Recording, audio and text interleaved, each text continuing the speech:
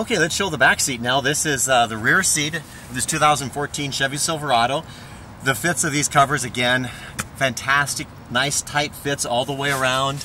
We've covered the headrest here.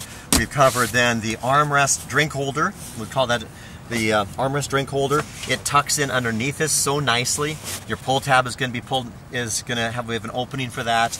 That's going to snug back into here. But before I put that up in there, let me show you how this trims out so nicely and tucks in behind this plastic case in the backside there. So that's how that trims out so snug, nice and tight.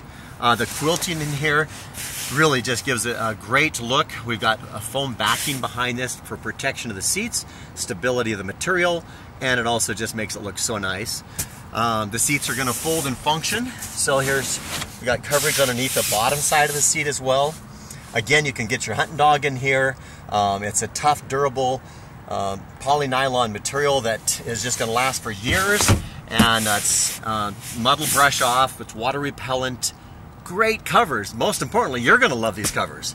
We think they're great, but you're going to love them. So that's the back seat of this 2014 Chevy Silverado in Kryptek Typhon and print, and it's a great look on this truck. Love it.